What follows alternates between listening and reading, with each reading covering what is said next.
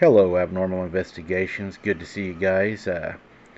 We had just finished the live with Harley from Bigfoot Reports and Data, so very good interview. We always enjoy having him. It's always my pleasure, and I look forward to having many more with him, as he's just a pleasure to have on the show and visit with.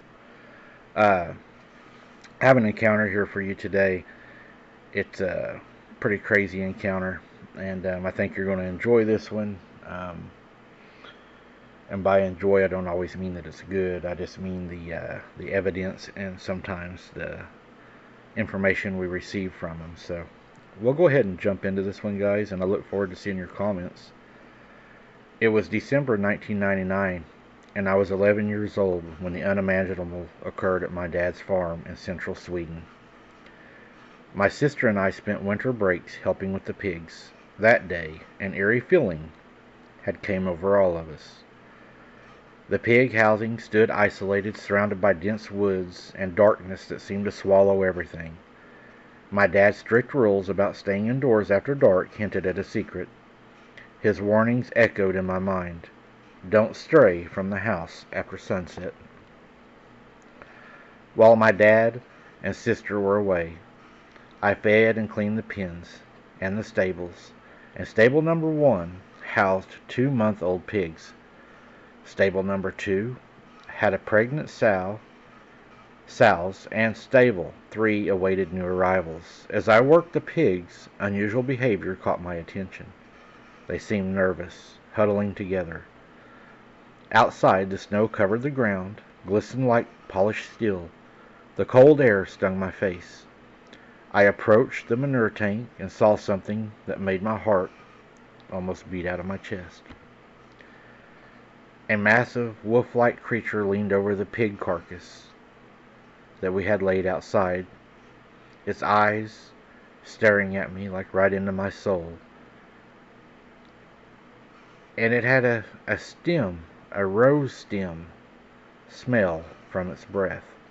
Paralyzed with fear, I retreated inside, locking the doors. My mind reeled. Was it a bear or wolf?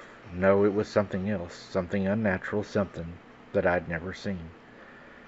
Peeking through stable number 2's window, I saw the creature's head and ears.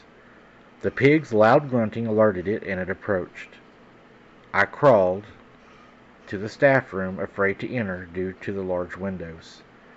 Fear gripped me. Would it break in? The front door handle turned violently, followed by 2 loud thuds. My dad's voice called out, and I rushed to open the door, letting him in, and my sister. His expression revealed a hidden truth.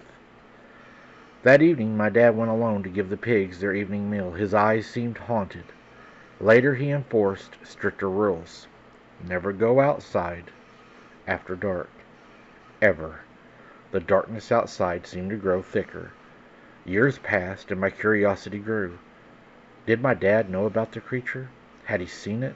His secrets remained buried. The encounter left almost a PTSD feeling. It's a mark on your soul that you never forget.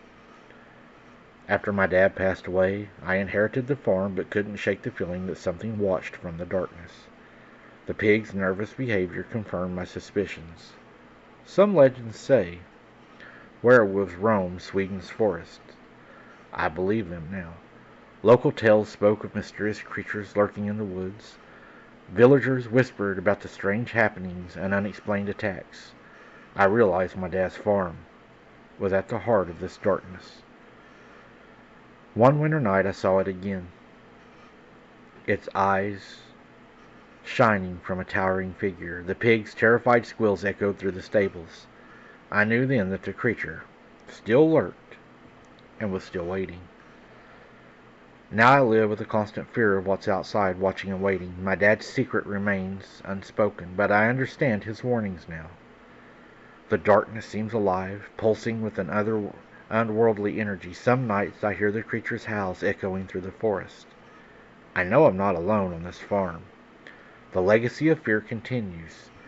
Every creaking floorboard, every groaning tree makes me wonder, is it coming for me? I've tried to investigate, scouring the woods for signs, but nothing conclusive. The villagers' whispers grow louder, their suspicions clearer. telling me if I'm not careful that I'll be next. I begin to question my sanity. Am I seeing things? Is the isolation driving me mad? But the pigs know. They sense it also.